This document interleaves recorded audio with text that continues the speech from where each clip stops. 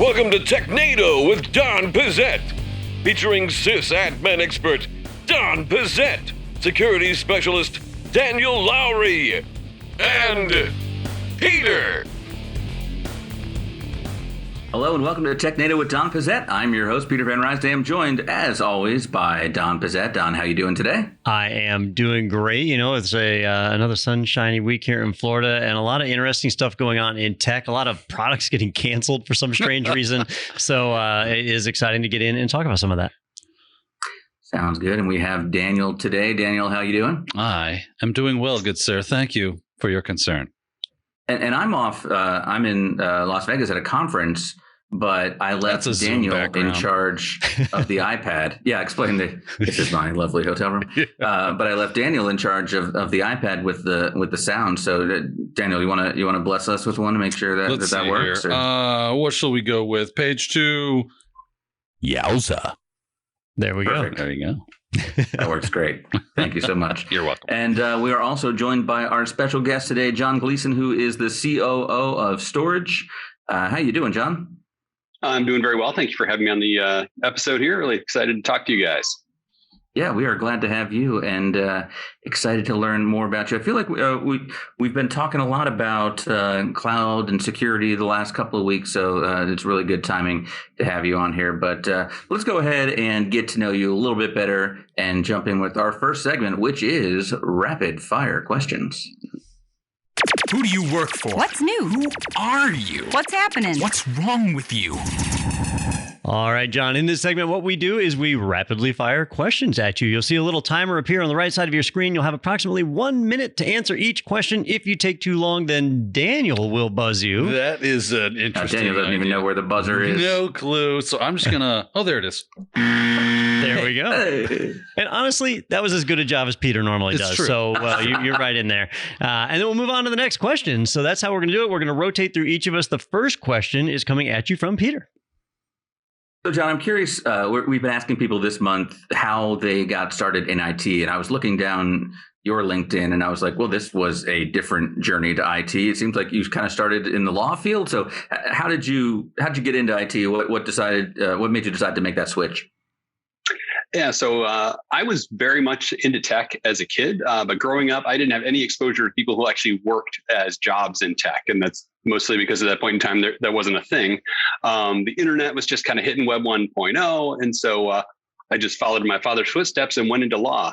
While I was going to school, though, I worked for a gourmet food company. And that company decided they were going to implement a new POS system. So they bought the shiniest and coolest thing, and nobody in the company knew anything about computers. And so when it came to implement that, I didn't so much volunteer as I made eye contact at the wrong moment when they asked who wanted to take on the project. So I kind of got stuck with it, but I loved it. And working as a lawyer, I learned two things. One, I really liked working on tech. And two, I kind of didn't like working at the law. But I did find that lawyers needed tech support. So I kind of was a pioneer in the gig economy. And I started my own little thing doing tech support for law firms. And basically I did a lot of things, just a scrappy kid, updating networks, cleaning out viruses, dealing with sort of high risk content access from unprotected network. And, it's sort of Technado reminds me of some of the things I used to see on some people's screens that I would discreetly clean up. But what I found out was that, hey, a lot of these things that I had to fix, people would pay a lot of money to have them fixed discreetly and to keep business open. And some of those things, interestingly enough, are the types of things that would have been easily avoided by sort of the zero trust frameworks we're seeing today. So I worked at a couple of startups, some more mature software companies, and ultimately ended up at Storj. Now, I've actually been following Storj for a couple of years now. I think about 4 years now, as I heard early on that, here's this blockchain storage company that allows distributed storage across the internet using various technologies to be able to replicate information. I had at the time like a 16 terabyte array that was sitting there. So I threw that onto the Storj network just to kind of try it out and learn about it. But I know the company has changed a lot over the last few years, a couple of pivots as technologies advanced. So can you give me an overview of where the company's at right now? Like what is the big vision that you guys have? Yeah, so we take a different approach to cloud object storage. So instead of like building data centers and racking a bunch of servers and stuffing them full of hard drives, we make open source software that anybody can run who has excess hard drive capacity, and they can share that with the network. And then the network aggregates all of that capacity and makes it available as a S3 compatible object storage layer for developers. So think of it as like Airbnb for disk drives, but the audience is more S3 than Dropbox, so more developer focused. And the idea is that when you upload a piece of data, that file gets encrypted, then it gets broken up into at least 80 pieces, and those 80 pieces are distributed across hard drives all over the world. There's 13,000 storage nodes connected to the network in about 100 countries today. There's no single point of failure. There's no concentrated centralized location to access data. And that means bit rot and ransomware and downtime are really, really unlikely. And so, if a node goes offline for any reason, it's okay. We can recover that data. And ultimately, we've created some pretty cool tools for privacy. So we're definitely, sort of in a mode right now where we're looking for kind of high growth, but we're able to make this whole distributed system work, which is pretty interesting with a 99.95% availability SLA and 11 nines of durability. So it's really a fast and performance system that kind of gets away from what you might expect with blockchain systems today. That's really cool. I mean, I'm kind of a proponent myself of the whole idea of privacy and things of that nature, to where, especially with these decentralized systems and protocols that are coming up with, thinking of things like interplanetary file system or the library protocol. I'm wondering, is this like that? It sounds like it is, and not just a regular multi-cloud environment. Is that what we're looking at? Yeah. So if you think about it, as sort of a alternative to multi-cloud. Multi-cloud typically sort of invokes ideas of replicating your data from one data center to another, versus breaking it up and distributing it over lots of places. And with that distributed model, you can get a lot higher durability and a lot better performance at a much lower cost.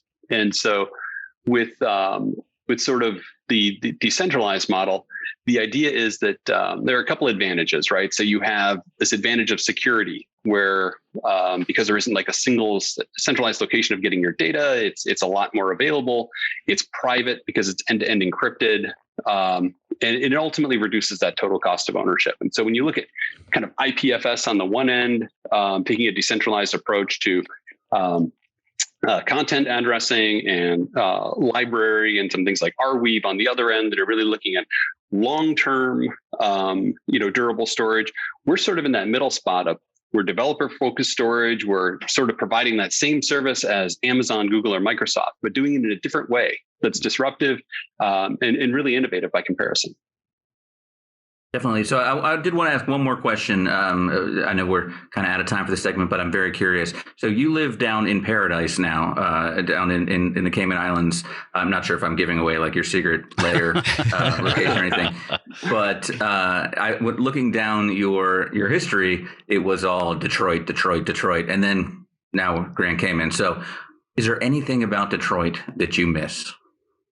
Well, I'll tell you what, Cayman has been awesome during the pandemic because there hasn't been a community transmission of COVID in over a year. So it's a really safe place to be. But achieving that level of safety has meant the borders have been closed. So I miss Amazon deliveries. That's not a thing here.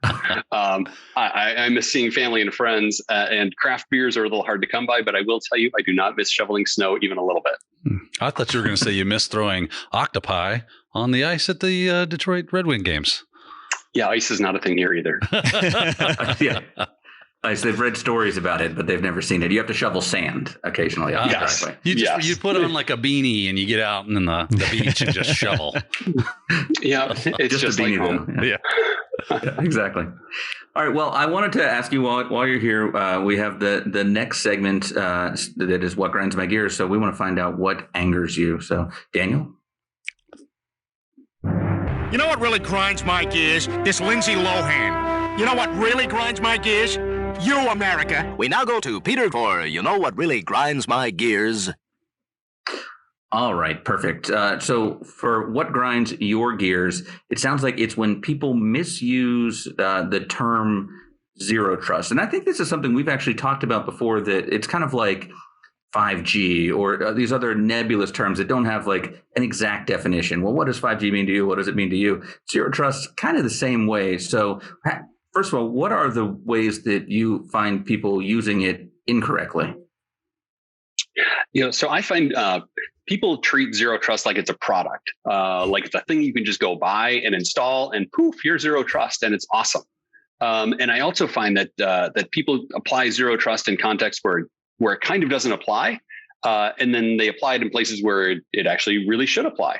And if you think of it as sort of a strategic cybersecurity model, right? It's a position designed to protect technology and sort of say, okay, only people who can access certain things should have access to those things. And there's sort of this tried and true model.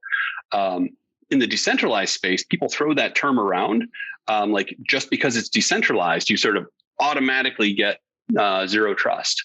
And what we find is that, this sort of the traditional approach of sort of a moat and a castle where you've got a perimeter and you sort of have the network set up in such a way that you're keeping out resources. And once you get across the moat, you're in the castle. And with decentralized networks, sort of you don't really have a moat and you don't really have a castle. You have this distributed network.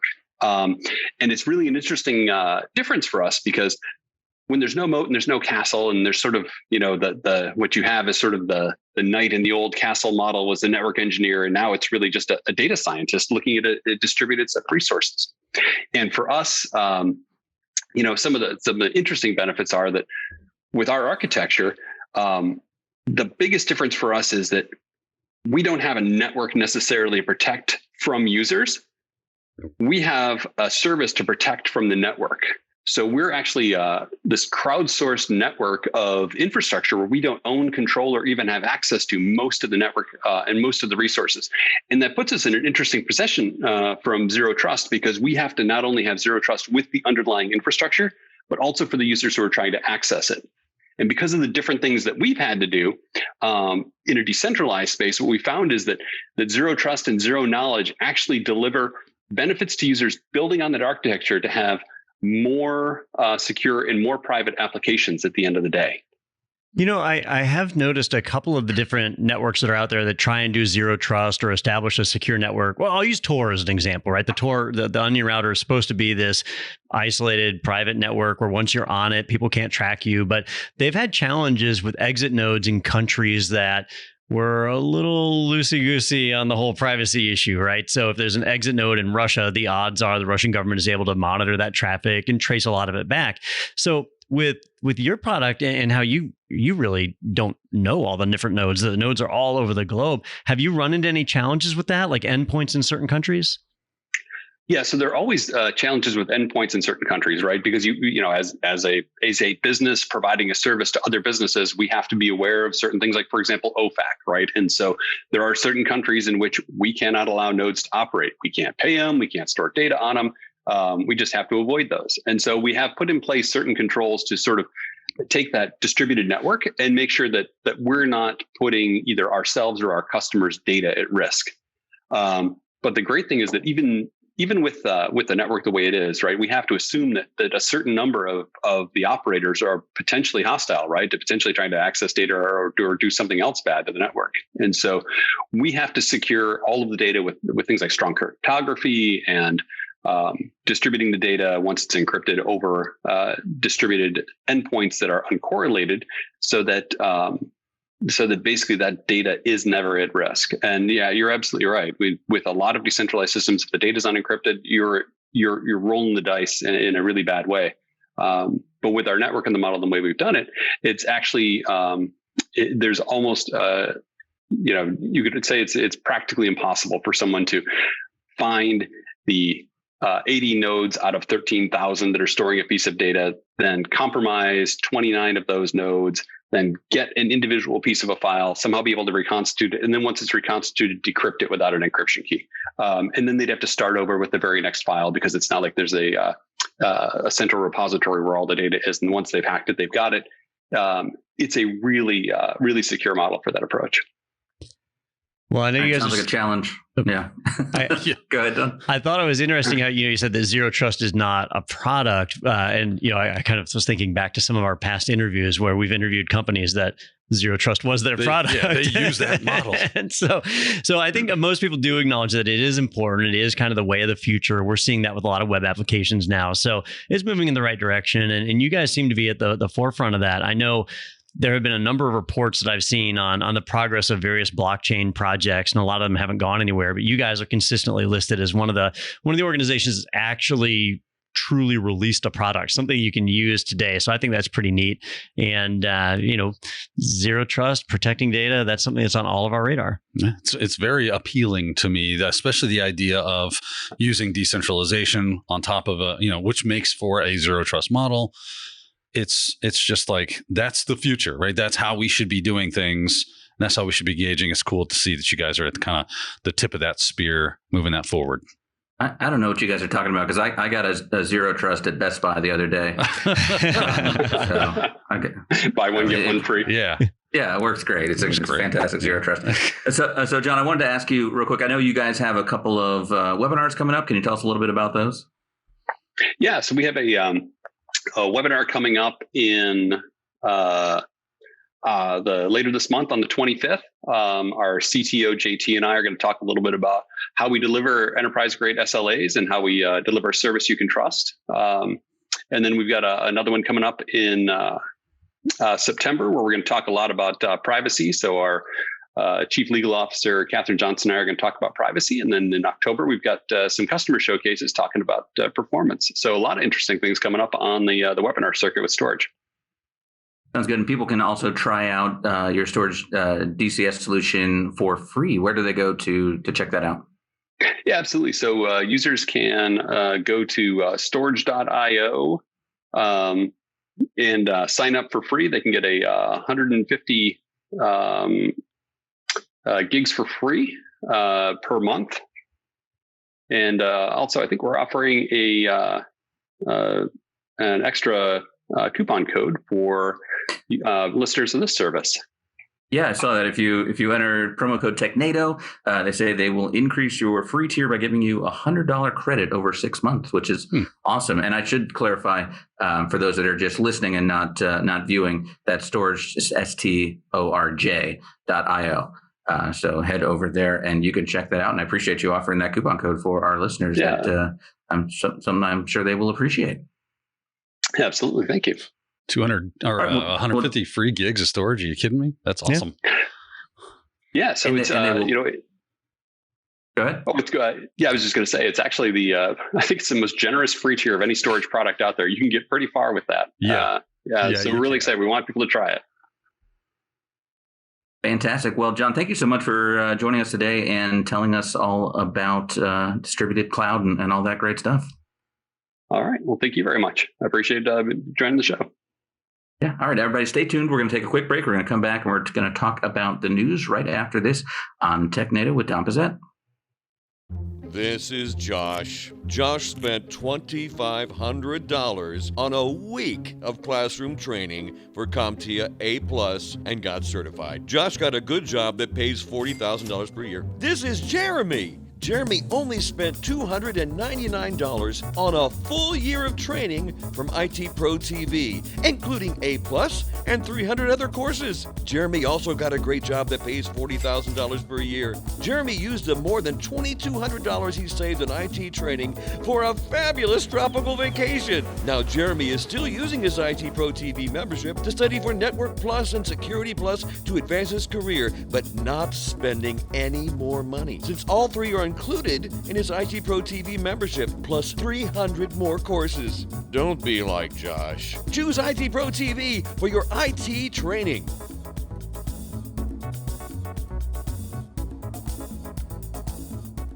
All right, welcome back to Technado with Don Pizzette. Thank you so much to John Gleeson for joining us. That was very educational to see, as Don said, a way the blockchain is actually doing something. Yeah. Doing something. Don loves the blockchain. Doing something other than generating like media AdWords. Yeah, blockchain and zero trust, both big buzzwords there. But is there AI involved or maybe some ML? AI, I'm sure. Yeah, I wish we were still playing buzzword bingo. Yeah. Because that would have hit a few. Yeah. All right. Well, let's take a look at our articles for this week. The first one is from arstechnica.com. New WireGuard NT shatters throughput ceilings on Windows, and it's not pronounced WireGardent as one of our producers thought, which I kind of like better. Yeah. Start a lobby. Don, can you bring us up to speed on this one? Sure. So if you're not familiar with WireGuard, it is a relatively new VPN protocol that, or really a VPN client. It leverages other protocols that you can use to, build up a VPN. It's open source and it's designed to replace OpenVPN. OpenVPN has been around a long time, is very well tested, but as most people can tell you, it has a lot of overhead. It's not the fastest of protocols. So WireGuard was designed to be a more modern version of a VPN client written in modern languages that is designed to run very, very fast. Well, since it's new, it's still evolving quite a bit, and a lot of security professionals aren't ready to trust it yet. So we don't see it widely deployed in businesses just yet, but we will in the future. They have released a version for Windows, and that's raised some eyebrows because Windows has its own VPN technologies and it does IPsec and whatever if you want to do that. However, they are testing a new tunnel client inside of WireGuard on Windows that is significantly faster. And so it has, what they're saying is it's blown open the performance that using the previous driver for WireGuard, they were able to get about 414 megabits per second over a VPN tunnel just by switching to their new tunnel driver. They were able to get 737 megabits, almost doubling the performance of it just by changing that driver. Not a hardware change, not a bandwidth change, just simply the way that it's handling its encryption. Now, on a positive side, faster is usually better, but the skeptical security researcher is going to look at that and say, what corners did you cut to speed that up, and has security been affected? So this is in beta. You can opt in to try it if you want by changing a registry key. But if it holds water, then by this time next year, this should be a great new software VPN client to use. And this is just something that's going to be baked into Windows at this point, or at least in the future. Is that the idea? Or no, I didn't quite get what they were saying about that. It's an open source product. Okay. So for the time being, it's going to be something you download and install. Like you can install OpenVPN on Windows. Windows ships with some closed source VPN technologies, but you can do open if you want. If it gets widely accepted, then Microsoft's pattern is to then incorporate it into the OS. But we'll have to wait and see what happens. Okay. Well, I'm excited. Seems interesting. I mean, 700 some odd, megabits a second is throughput by Grapthar's hammer. That's amazing. Savings. Yeah, what a savings. So, have you? You do a lot of security stuff, but I don't think you really do like VPN testing, right? Have you messed with WireGuard at all? I mean, I haven't messed with WireGuard. I use OpenVPN quite a bit for connecting to different cyber ranges and things of that nature, which is my preferred method. I really hate HTML5 based stuff. Yeah. It's just clunky and slow and clunky, super clunky. So I love being able to VPN in. If we got something that's even faster and hopefully secure, hopefully the corners they cut, or maybe they didn't, they just got smarter and did something better. And it's still a very robust solution, man. Getting that kind of throughput where you're being somewhat secured as well as getting that speed, I'm interested. I'm down. Yeah. Well, when it comes to security technologies like this, I never want to jump on the latest and greatest. You want to give it time to make sure it's tested. But it looks really promising, and we'll see where it goes. Yeah. Can't wait till they find those WireGuard 0 days. Yeah, I'm sure they're out there. Yeah. John, do we have a good idea of how they achieve this exactly? I mean, is this something witchcraft? Yeah, exactly. So a lot of it has to do with how Windows handles drivers that Microsoft wants as much as possible run in the user space these days. And so when you have a driver that runs in user space that then talks to the kernel, the calls have to be sent to user space, translated to the kernel, then translated back to user space and to you. So that translation takes time. Well, what they've done is pushed more and more of it into leveraging, in Linux, we call them kernel modules. I forget what they're called in Windows, but where they're able to do it without making that switch. And so by doing that, that's what's optimizing the performance. And so, like I said, if that's the case, there shouldn't be any security concerns around that change. Although having more and more stuff happen in kernel space means that if there is a 0 day, it's going to be at elevated access. You're going to be at that ring 0, baby. It's sensitive stuff. Yep. All right, sounds good. Well, let's take a look at our next article now, which comes to us from bleepingcomputer.com.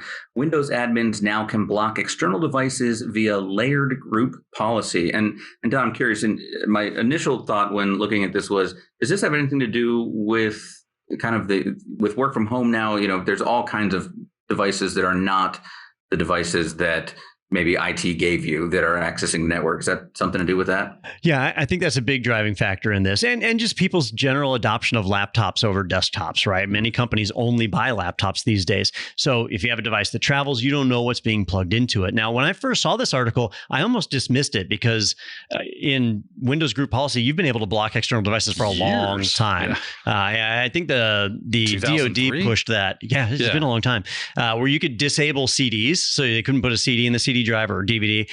You could disable USB devices. You could completely shut off the USB ports.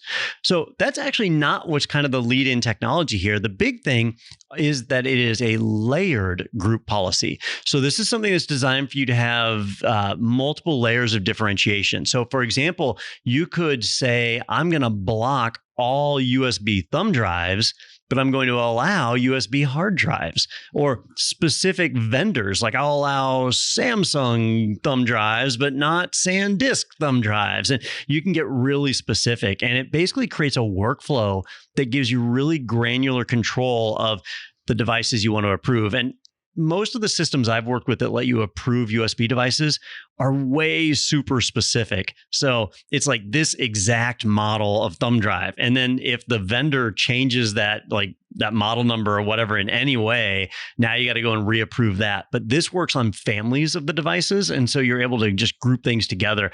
So if you are a network administrator that needs to restrict what removable devices can be added to a Windows machine, this is a really beneficial thing for you. And it's going to be rolling out. It's already rolled out to some systems right now, but through the month of August and into September, we'll see it roll out worldwide. Well, that's really cool, man. Like giving you that they say layered, but I probably use the term granular control over the different devices or families of devices. They're really thinking ahead on this one because, like you say, things can change really quickly, and being able to adapt to that and utilize like a one rule push that applies to a multitude of different devices, super helpful.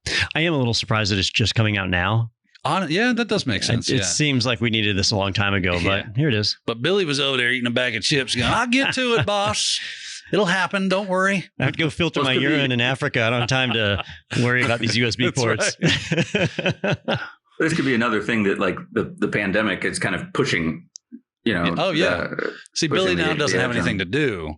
So he's like, well, I guess I'll get that whole layered group policy thing going on. I can't believe everybody fell for that microchip in their system trick. So now what am I going to do? Morons.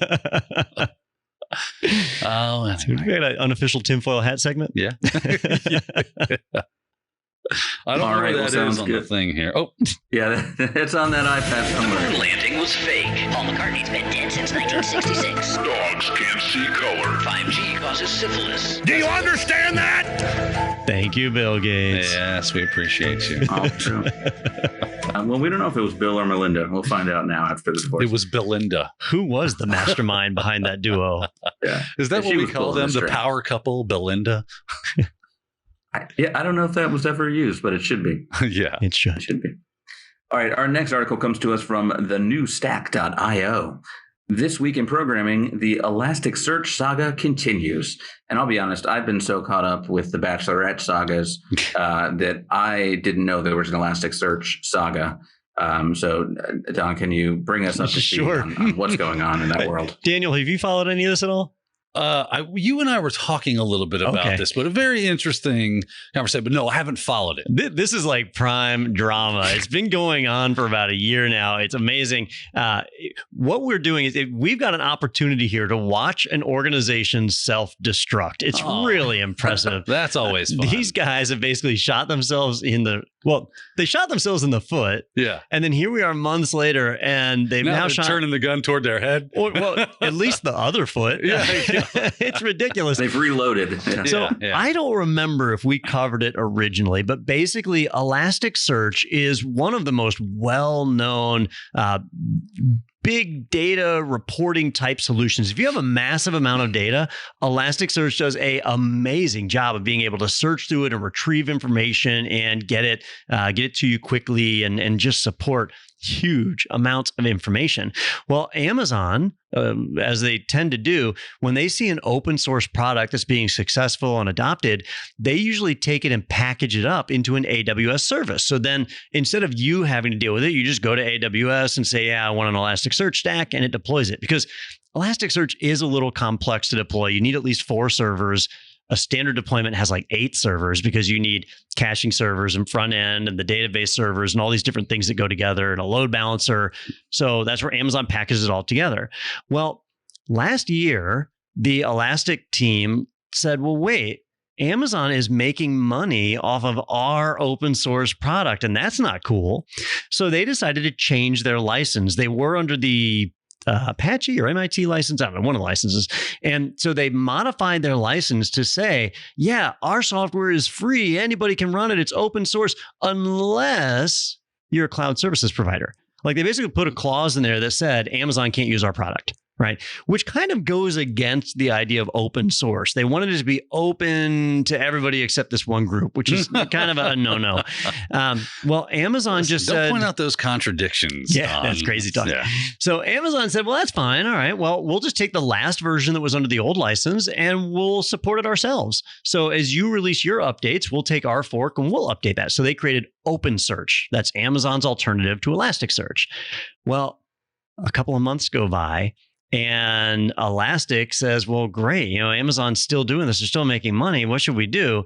And instead of doing the same thing and just recognizing they made a mistake, instead they said, all right, here's what we're going to do. We're going to modify all of our clients and modify our open source server to not allow connections from unauthorized clients. In other words, to block connections from OpenSearch.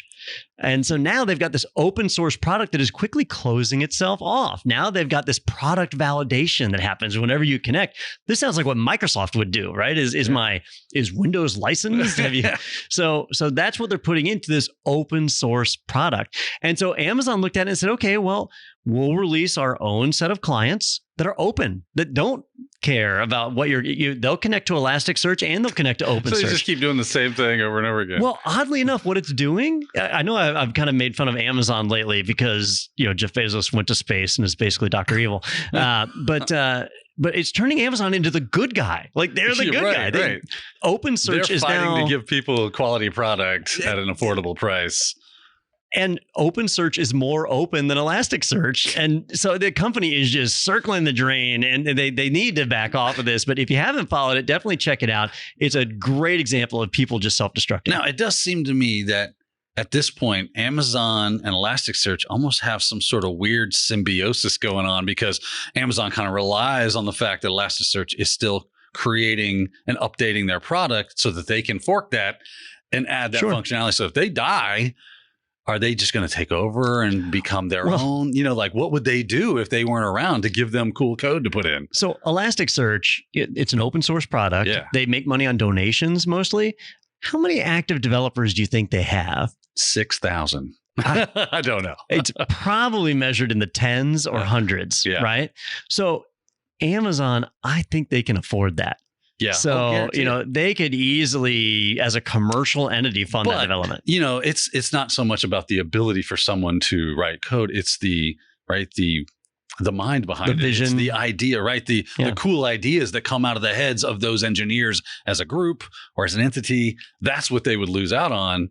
Again, they would come up with their own cool stuff, but it wouldn't be that. And maybe that's the secret sauce that they can't reproduce. Well, I know that was my idea or my thought. If I needed a Elasticsearch like solution right now, I would not deploy Elasticsearch until they sorted through all of this mess. Yeah. Maybe I would use honestly, I'd use Gravwell, right? You remember Corey? We've interviewed him a few times, which is a very similar product, except run by sane people.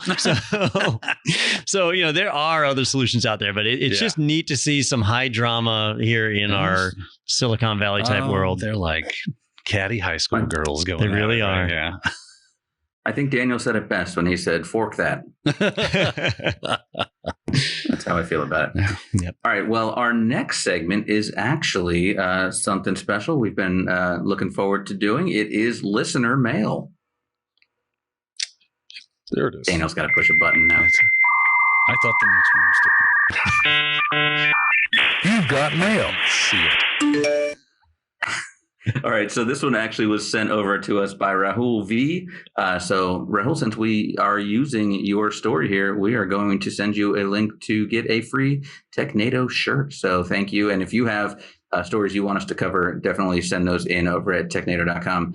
And you can get a shirt too if we talk about your story. And so this story in particular is from Reuters.com. Zoom reaches an $85 million settlement over user privacy and Zoom bombing. So how much of that, Don, do you think went to that one court down in Tampa where they were Zoom bombed with porn? So I actually know the answer to that, and the answer is $0. Oh no! So this headline's been bandied about a few times, and it's kind of been misrepresented. So this was a California-based settlement, so it only applied to people in California, not anywhere else. So that court, I believe, what state were they in? It was somewhere. It was in Florida. It was the guy that hacked Twitter. So Twitter's based in California. So maybe we could make a case. Also, do the courts like accept as a reality linear time?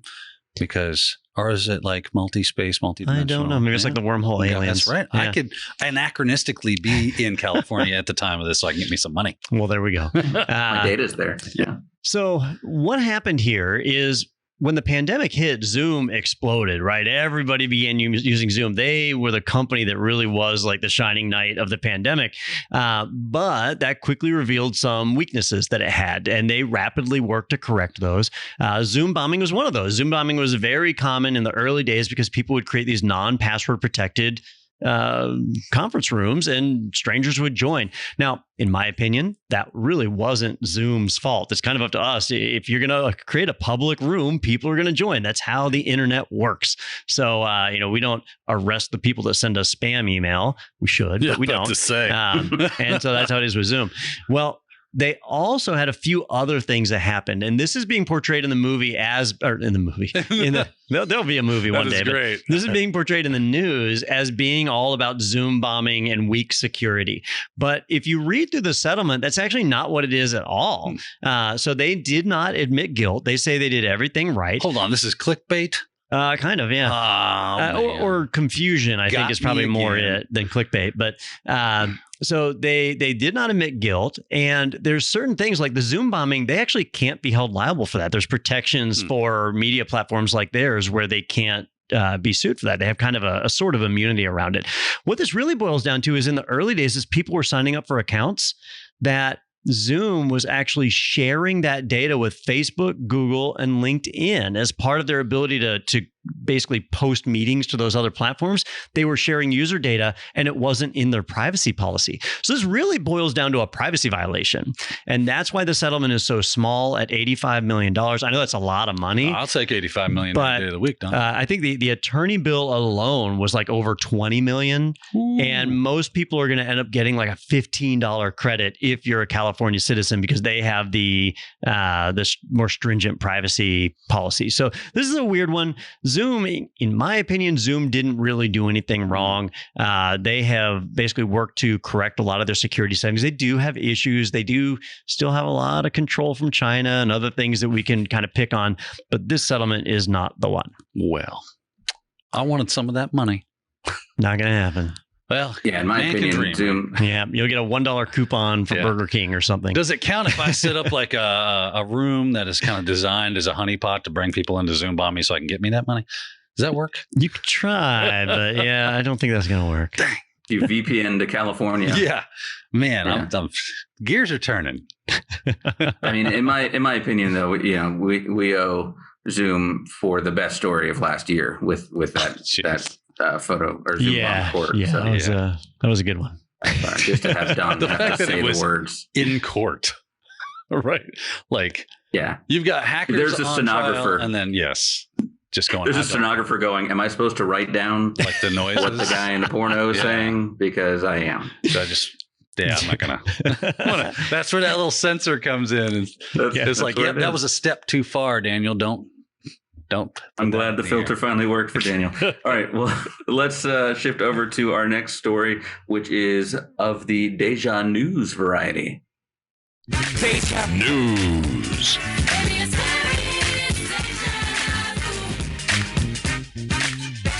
All right, this one comes to us from /.org. Google drops Bluetooth Titan security keys in favor of NFC versions. And so this is kind of that alternative to YubiKey, right? That Google was making themselves. But YubiKey went over to NFC a while ago. They did, now they're following suit. So way back in 2018, we announced that Google we broke the news. I think it was an exclusive that we had, if I remember right, that Google had launched their Titan Key multi-factor authentication token that you could use. And they released 2 models. They released a USB model and a Bluetooth model. And that was kind of breaking news at the time because YubiKey, who I use YubiKeys every single day, they had a USB model and an NFC. YubiKey has never released a Bluetooth model. And in interviews, the founder of YubiKey has said, or Yubico has said a few times that they don't do Bluetooth because there's some security concerns with it, that it is not as strong as other methods. So they choose not to do it. So it was kind of impressive that Google was stepping into it, either ignoring those security weaknesses or that they found some way to correct it. And I hypothesized that they were just ignoring the security issue. Well, fast forward to today, 3 years later, Google is discontinuing the Bluetooth authenticator. They have had some problems with it. They have had to, in some cases, even mail people replacements to fix the problems with it. Bluetooth is just not suitable for this type of authentication. And what they're saying in their press release, so it's been media-ified, is that, well, now so many phones have NFC that we just don't see the need to keep Bluetooth, and so discontinuing it. But I think it's another sign that Bluetooth was not suitable for this application. I'm just seeing the meme of the guy who's standing on the podium with the bottle of champagne, flipping the double birds, biting his, and that's Google. And we made a mistake. It makes me think of Apple, right? Where like Apple, for years and years, they'll tell you, you do not need a touch screen on a laptop. And then one year they're going to come out and say, here's our new MacBooks with touch screens. Yeah. We waited until the technology was right. We didn't want to do touch screens like everybody else. We wanted to do touch screens right. They're very authoritarian in that way, right? Like, we have done it correctly. Everybody else is imperfect. And then they follow Apple. Tack some dumb things on it. Like, this is the best touchscreen you've ever used on an Apple device. And if you touch it this way, just at the bottom right-hand corner and the right pixel, it'll delete your hard drive. I don't know why we put that in there, but it's the right thing. That's right. You want that. Yeah. So I kind of feel that's what's happening here with Google is, hey, you've got NFC. That's better. We'll get rid of this other thing. But I think that there's more to it behind the scenes. Yeah. Well, I mean, NFC is kind of the future, right? I would say it's a. I don't think it is. Really? No. I've seen it more and more, I guess, is what I'm saying is that's all right. So there's experience. that. Yeah. I got a Pixel phone forever ago that was when they first started offering NFC. And it depends on which Pixel it was. There's some that I like, but most of them no. But it just really wasn't adopted. I couldn't use NFC many places, but it is in a lot of places now. I do use it for payment stuff. Right. That's what I meant. Like I see it a lot for that. Yeah, and Apple was late to that game too, and then kind of finally added the Apple's late to anything that they said that they didn't do. Yeah, great. Like if they didn't do it, then it's wrong. Yeah, and you should stop doing that. Yeah. Don, your PR statement from Apple kind of reminds me of that old SNL sketch where it was like a law office that were like, we waited to get on the internet. We wanted to make sure this was a real thing. Yeah. And so now our domain is the only domain that was left. And I had to look it up to remember it's clownpenis.fart. It's the only kind of domain that's left. And it's like this very staunch law office, and they use that as their domain because that was the last one left. Oh, what are you going to do? You got to be on the web. Yeah, .fart domains. How do we not have Technado .fart? .farts available? Is that? I don't think they country. I think that was an SNL. What country code is that? How do we get that in the Aaron direct? You're like, what are we going to do? There's probably a .rt, and then you could work the rest of it out. Yeah. So fa.rt. Yeah. Now I have my marching orders for the rest of the week. I will get on that. All right. Well, we've got one more fun one that we want to get to, which is actually in our "That Makes No Sense" segment. Is there a? There is. Yeah, Daniel. I don't see anything. I just see dough. That ain't. There we go. That works. I made a really fun, makes no sense intro. Where is that? It's somewhere on the page. When you find it, we'll play it in the middle of the segment. It wasn't highlighted. Peter's not mad. He's just disappointed. Okay, here you go. Hold on. No. It make no sense. It make no sense. It make no sense. What you talking about, Willis? There we go. Yeah, you had to get him in there. All right, this one is from NBCnews.com. Turn off, turn on. Simple step can thwart top phone hackers. But that's not true. All right, so I almost went through, the multiple stages of grief. I kind of went through that with this article because it was fed to me different ways. And taken at its surface level, the headline of turning off your phone and turning it back on will thwart top hackers is basically bullshit, right? Yeah. So, I mean, that's my first impression on it. But Daniel and I have kind of talked about it a few times, and we've learned more about what was happening. And we finally dug in and Daniel showed me the original statement, because this came from none other than the NSA. And the original statement is a little bit different. Daniel, you want to kind of summarize it? Yeah. I mean, so it was kind of funny because I saw this article. I told Don, because this was something we were kind of discussing, because Peter had been asked about this, if I'm not mistaken, right? Yeah, so, as a local reporter had actually asked us, like, hey, have you heard this? Can we do a story about it? And we're like, there's no way that that's a real thing. Right. And that was fresh. Well, and then, of course, we were standing here and I thought, well, there is like Fileless malware that gets loaded into memory, uses exploits. It never writes anything to disk. And since it's in memory, if you restart your phone, that malware would disappear as soon as that happened. So in that sense, it was right. So, and as we looked at this article, it does kind of make off like, oh, just restart your phone. But when you drill down back to the NSA and what they're recommending, it's part of an ecosphere of security that they've built around mobile devices, which is a layered defense as normal security is done to help you secure your phone, and basically saying once a week, just restart your phone. Most people don't do that. Therefore, if any kind of malware, Fileless malware is in your memory, it'll get cleared out, and then they would have to reattack the phone. And that might not be feasible at that point. So that can be helpful. Yeah, and if you look at the headline, it says this can thwart the top hackers, which is absolutely not true. But if you go to the actual NSA statement, he says, it's not going to solve everything. But his quote is, it can make even the most sophisticated hackers work harder to maintain access and steal data from a phone. Doesn't mean you're going to thwart them at all. That's his idea. Maybe that's how they're interpreting the word thwart, is by making things more difficult for them. So the example I gave was, imagine somebody picks the lock on the front door to your house and breaks in and steals a bunch of stuff. And so you walk up and you say, oh, somebody picked the lock on my door. Let me close the door and relock it. Problem solved. Well, no, right? Yeah. Because first off, they've already stolen your stuff. Yeah. So there's that, right? So the stuff is gone. Secondly, they picked the lock once. They can pick it again. So yeah, they might be annoyed. Like, I just picked this last week. But they can still do it because they've got the same skills. When you reboot your phone, yes, you might have kicked off Fileless malware. But if there was Fileless malware already on your phone, they've already gotten stuff. So that ship has sailed. And then you reboot your phone, you haven't fixed whatever it was they took advantage to get in. So if they exploited the underlying operating system somehow, or a flaw in Bluetooth or whatever, then it'll just get recompromised again. But Daniel, you had a good point about like some of the methods of how they compromise that aren't as easy to repeat. Oh, yes, absolutely. Especially with more sophisticated attacks. I mean, they're sophisticated. They're very difficult to pull off. They have even timing factors can come into play. Like it has to be a perfect storm of things that they are actively trying to set you up for. And it's easier to do it once, right? But once you start to see things happening over again, kind of going back to your analogy about the door. Okay, I relocked my door. Great. But those attackers want back in. It's not just a one and done a lot of times. So coming back and repicking the door exposes them more. And the you might actually detect that they were there, and therefore, there is some give and take to that as far as going. Even if if you were just doing that, it's more likely that they would be detected that there's happening. You'll start to see patterns. Why do I get forwarded onto this specific website?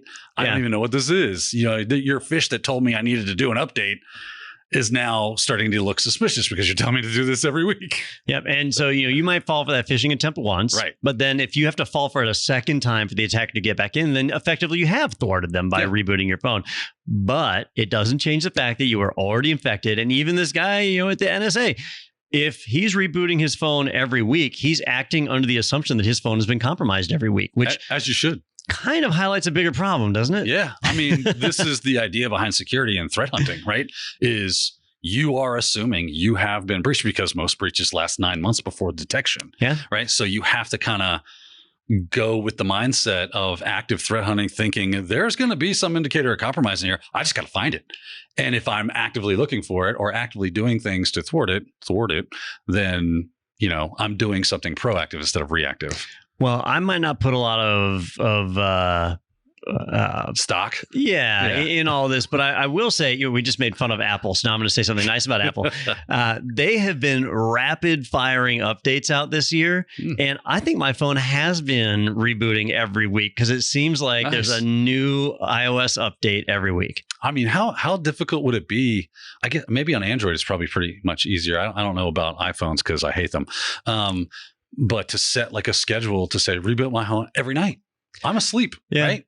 You could do that like back in the old days when you could root your phone and it wasn't madness. You could use Task Scheduler or whatever to go in and reboot those. I don't think you can do it anymore. I wonder. Now you got my wheels turning, Don. I challenge accepted. I guess you just let the battery run down. There you go. Just make an app that just uses like all the power. It just turns down every night. All right, so I can fix this headline by just removing 2 words. Turn off. Simple step can thwart top phone hackers. Yeah. Now that is a true statement. Yeah, reinfection real difficult when that phone ain't on.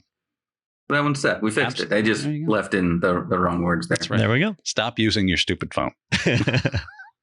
All right. Want to let you know about a couple things. Oh, I've got clownpenis.fart up. Hold on.